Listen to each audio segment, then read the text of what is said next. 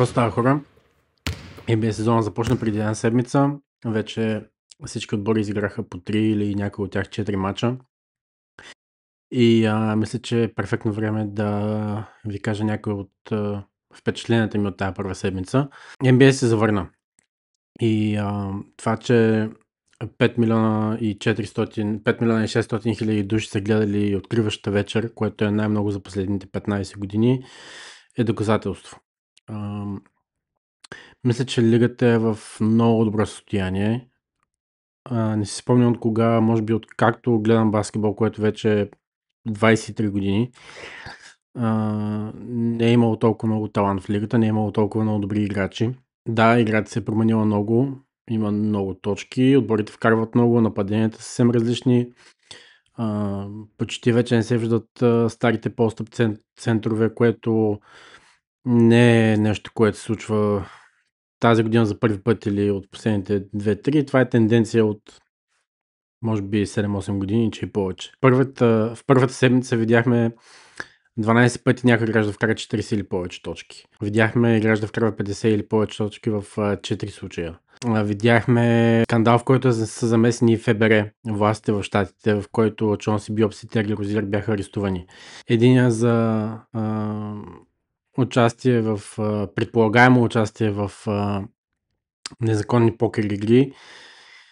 Става дума за треньора на Портланд Чонси Бьопс, който в момента всъщност не е и треньор на Портланд, нормално след като е арестуван. Тиаго Сплитър, който феновете на европейския баскетбол сигурно познават, и тези, които гледат NBA, също би трябвало да познават от годините му най-вече в Сан Антонио. Тери Розиер, който от лигата го разследваха за евентуално въздействие върху играци с умисъл за незаконно залагане. То по-скоро не е незаконно залагане, защото залагането вече в щатите на спортни събития в повечето щати, всъщност не във всички, е легално. Но се говори, че Тери Розиер е симулирал контузия, за да излезе от игра, да не вкара достатъчно точки с цел някой да припечели повече пари. Така, пак казвам, въпреки този скандал, откриващата нощ в NBA беше гледана от 5,6 милиона души, което е рекорд за последните 15 години. Имаме супер много талант в лигата. Не бих казал, в момента имаме около, може би 2 или 3, дори Юта са отбор, който играе много силно. Аз считаше, че няма да бъдат толкова добри. Ако сте гледали подкаста Джун, там казах, че Юта може би ще бъдат доста приличен състав. Но дори Бруклин, които драфнаха 5 новака, което също се случи за първи път през това лято, и имат доста странен отбор, който едва ли би се борил за повече от 20 победи през сезона. Видяхме да направят много силен матч срещу Сан Антонио, който загубиха накрая в крайна сметка, но Кам Томас, за който също говорихме в миналия епизод, последния епизод, вкара 40 точки. Ако говорим за впечатления от първата седмица, няма как да не започне с Уембаняма. Всеки говори за това. В момента в първата седмица това е лигата на Уемби, безспорно. Средна матч по 31 точки, 14 борби, 5 чадъра, открадна топка и половина, 3 асистенции, 65% почти стрелба за 2 точки. Интернет е пълен с изпълнение на Уембаняма.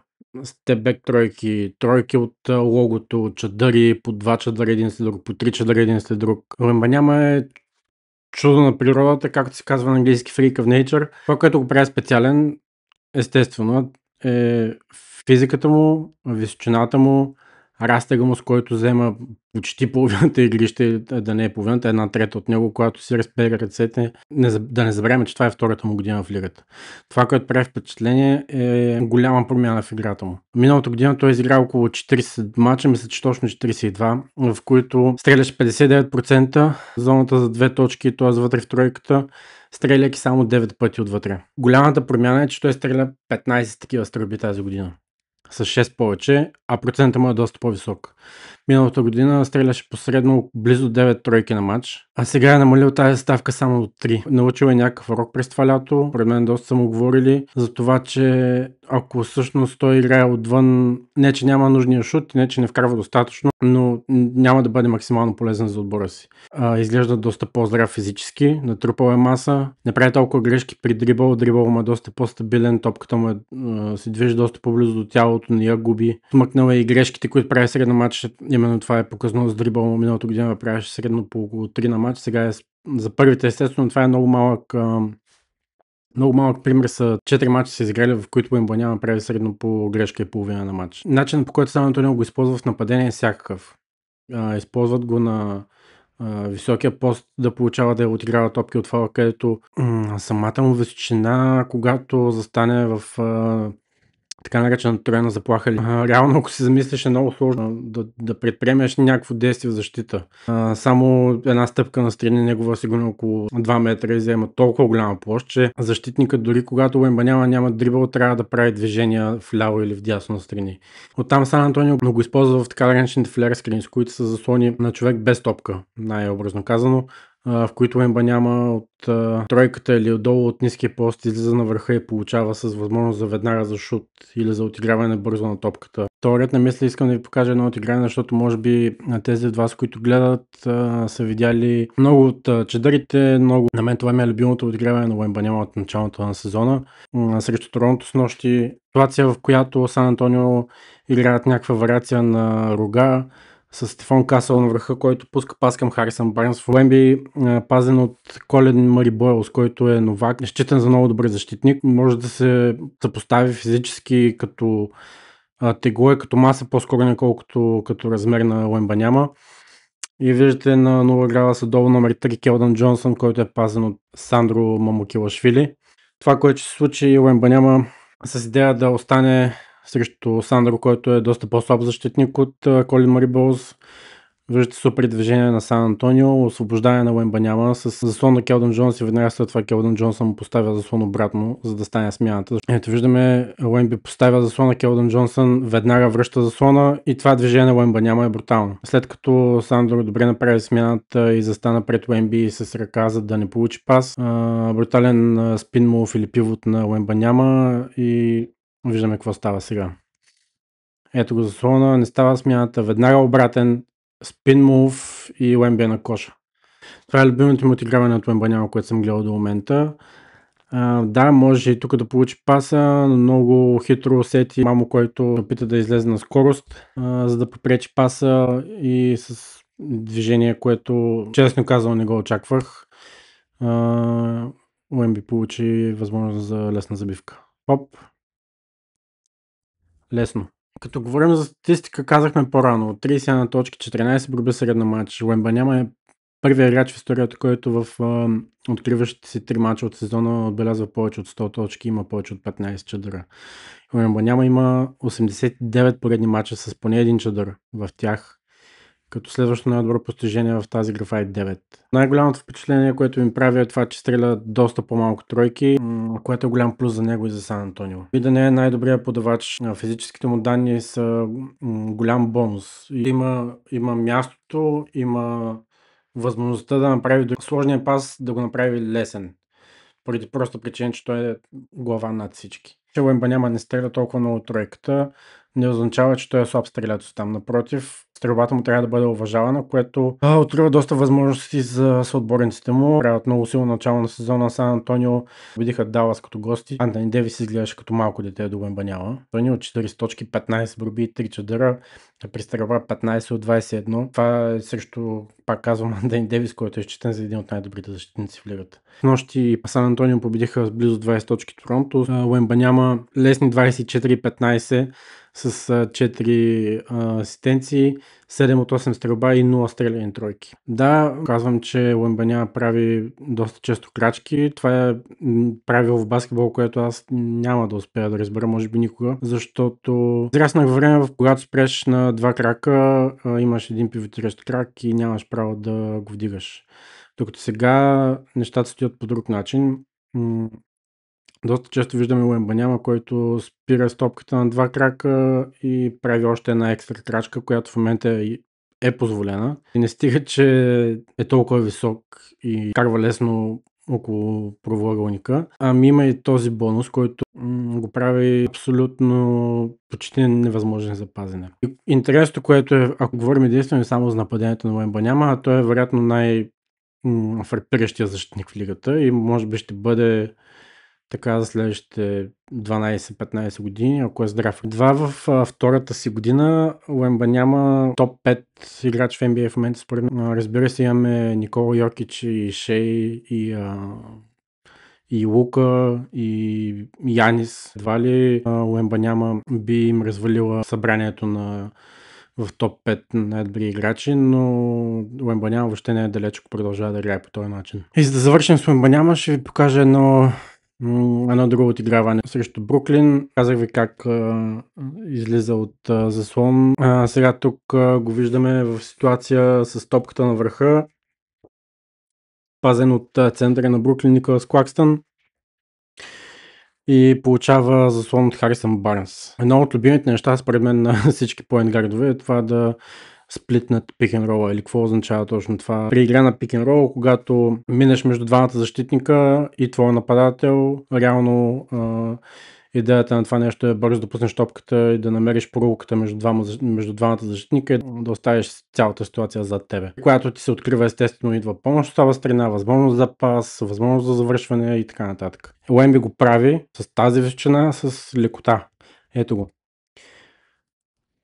Дрибъл между краката, да, Николас Клакстън възстанови много бързо, но въпреки това Уемба няма успя да отбележи. Връщам го пак.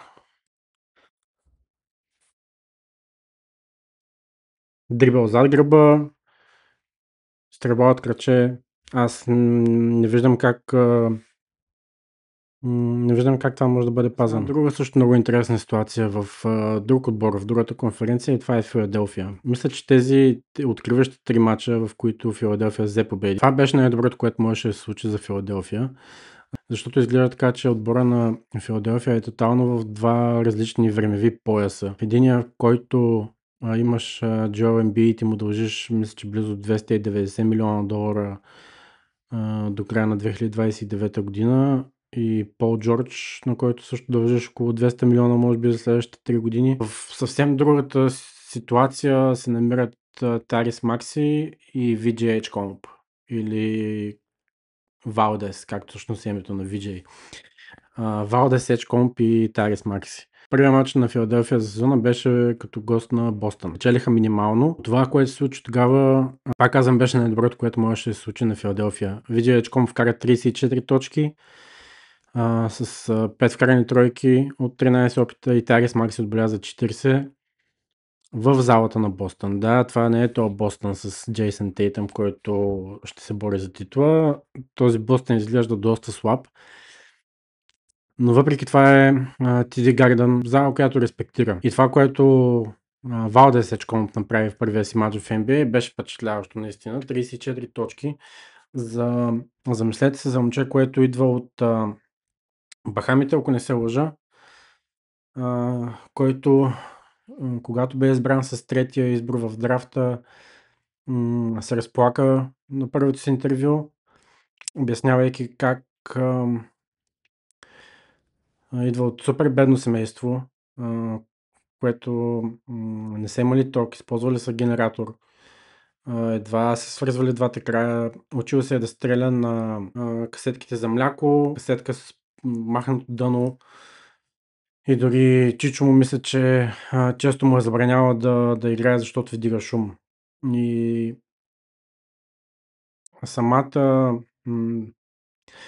идея, че някой, който идва от такова минало и бива избран с третия пик, първо е феноменална история. Да направиш дебюта си в една от най-известните зали в света, на паркета на Бостън с зеленото лого и да вкараш 34 точки, идвайки оттам, откъдето идваш, е адски мотивиращо и само мога да кажа браво. Да, в смисъл това е NBA играч, който няма как да нямаш много качество да си трети пик, но въпреки това, това е една прекрасна история, която се надявам VGH.com да продължи да играе на това ниво и да гори по този начин. Защото това, което се забелязва в първите му мачове, да, вкара 34, снощи вкара 26 на Орландо, срещу Шарлот отбеляза само 15, но пък добави 6 борби и 8 асистенции. И това, което най-много ми прави впечатление за него е енергията. Енергията, с която играе, това, че никога не спира, това, че се бори за всяка топка, това, че винаги си търси вариант, в който да бъде полезен за отбора си. Било то с заслон, пресечка, борба, хвърляне за топката, каквото и да е. Бих казал, че много напомня за младия Дуейн Уейд по някакъв начин, с енергията, която носи в отбора на Филаделфия. Първият му кош в NBA беше получаване на тройката, дрибъл навътре, една-две и забивка през защита на Бостън. Както бях казал, аз не съм много. Не мога да разбера толкова много хайпа около този масивния хайп около Cooper Flag. И това, което правят VGH Comp и другите новации, ни показва, че всъщност не е толкова сигурно кой ще бъде най-добре новак в лигата, което е супер интересно. Аз очаквах Хейс Бейли в Юта от самото начало да играе на нивото, на което примерно Edgecomb играе. Хейс Бейли започна много бавно, но пък Edgecomb беше другия новак, който много харесвах. И дулото му с Тарис Макси е бъдеще на Филаделфия. Допреди една седмица, преди да почне NBA сезона, знаете как свързваме даден отбор с винаги с даден играч. Golden State на Стеф Къри, Лейкърс на Леброн, Лейкърс на Лука, Орландо на Банкеро, Минесота на Антони Едвардс, Мемфис на Джа Морант. Допреди седмица говорихме за Филаделфия на Джоел Ембийд, но в момента мисля, че говорим за Филаделфия на Тарис Макси. Джоел Ембийд е в момент в кариерата си, в който не виждам как би бил полезен по някакъв начин за този отбор. Бавен, муден или дори не иска да играе. В защита, освен да играе на около метър, два максимум радиус от коша, по никакъв друг начин не бил полезен, докато Макс и Ечкомп внасят тая младост и тая енергия, която такъв град като Филаделфия може би има нужда от. Отбора има нужда от това нещо. Доста по-атрактивни за гледане са. Филаделфия е град известен с много взискателна публика, спортна публика към всичките си спортни отбори. И мисля, че и на тях им писна от ситуацията с Джоел Ембийд и от това, ама той ще играе ли тази вечер, ама няма ли да играе, ама ще бъде ли здрав, ама сега да го пазим, пък да остане за плейофите. Видяхме, че това нещо не работи. Филаделфия не стигнаха до никъде с Ембийд. И за съжаление договор му е такъв, че много трудно би бил трансфериран. А според мен по-скоро рано, отколкото късно, Дарил Мори и ръководството на Филаделфия ще иска това нещо да се случи. Пол Джордж също влиза в тази графа заедно с Джоел Ембийд. Още няколко такива мача на Макси и на Edgecomp. Много бързо, а то вече се случва, феновете на Филаделфия ще забравят за Ембийд и за Пол Джордж.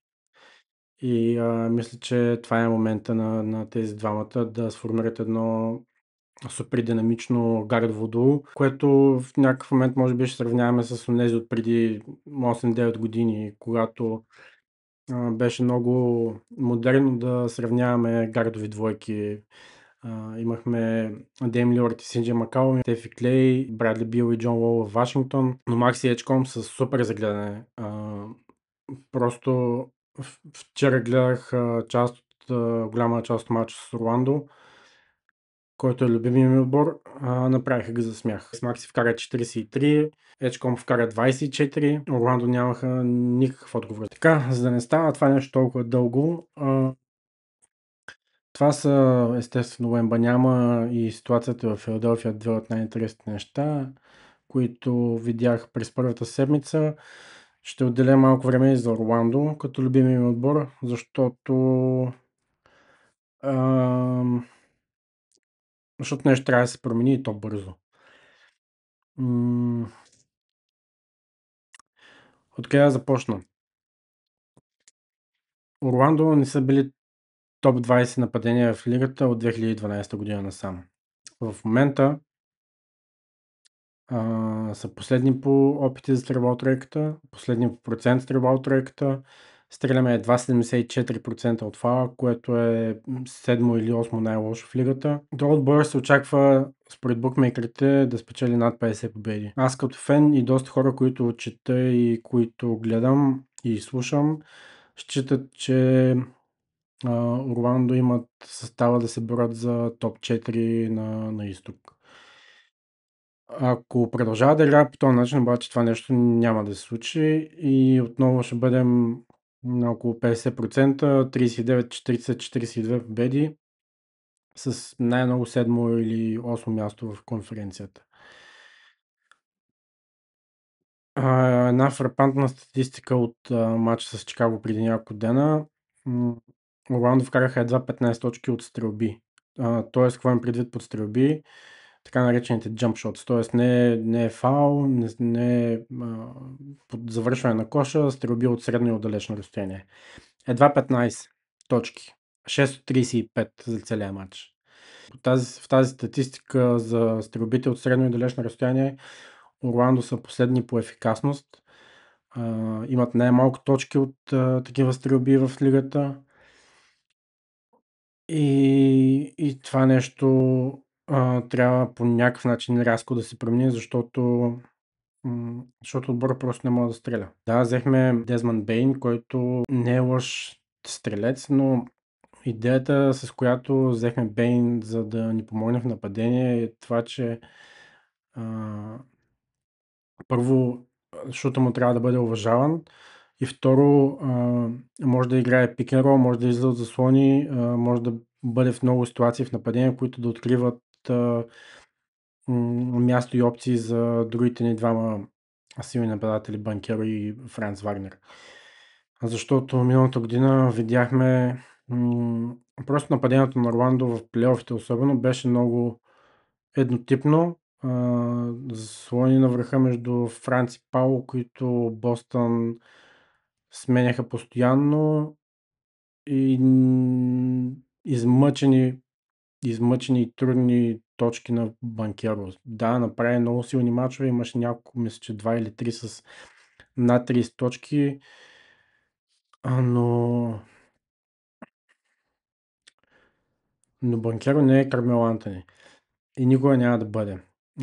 Много от неговите стрелби са много рано в нападението, след няколко мързливи дрибла стига до малко по-навътре в тройката, около фала и стреля. Него това определено не му е силната част. Ако му тръгне, разбира се, като всеки играч, тръгва му, изглежда прекрасно, прилича на Мело, нали?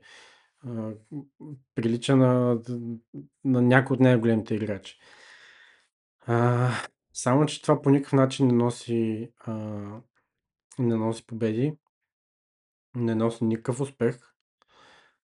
Франц не е толкова добър стрелец, знаем го, надяваме се това да се промени, надяваме се поне малко да се дигне процента, но неговата сила е в транзиция, неговата сила е на влизане към коша, печелене на фалове.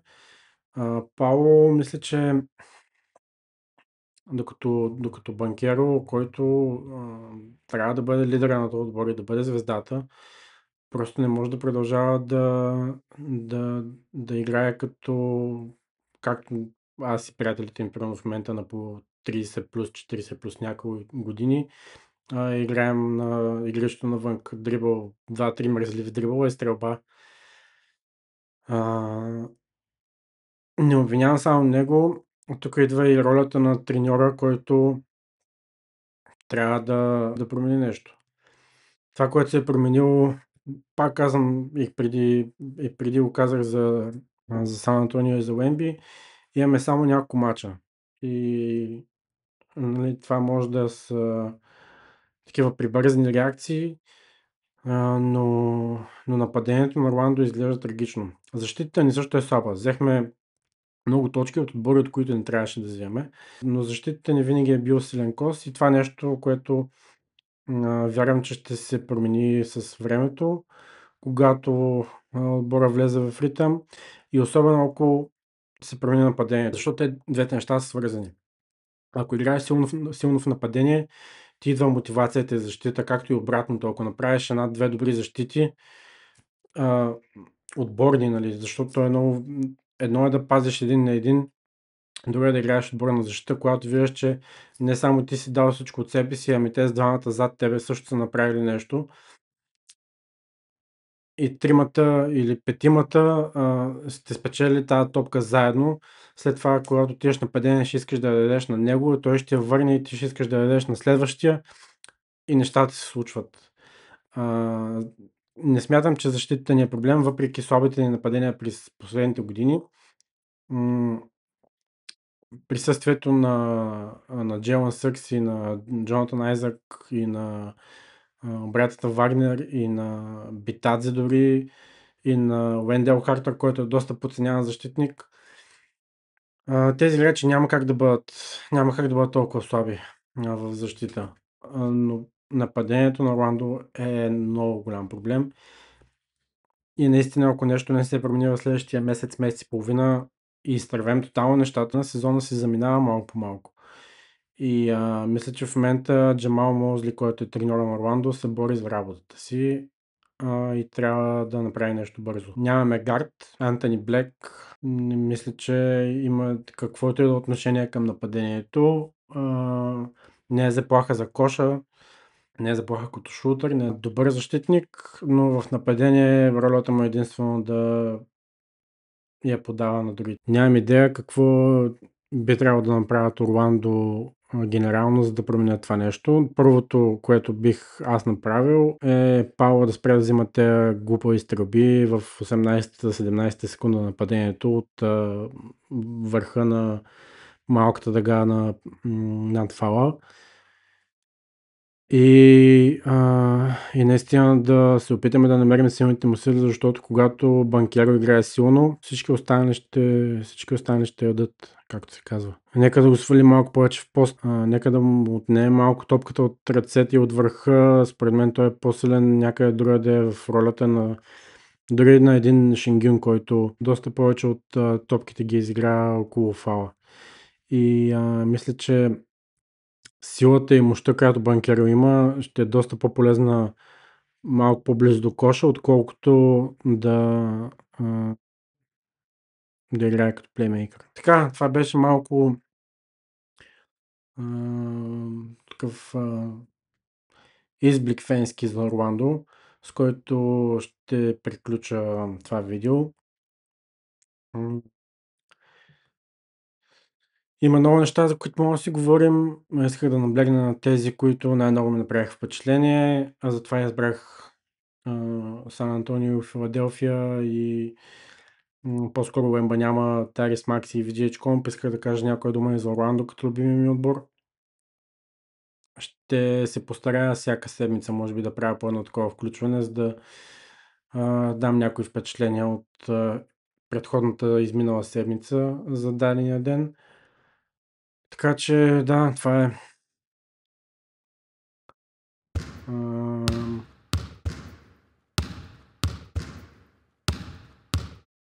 Орландо не са били топ 20 нападения от 2012.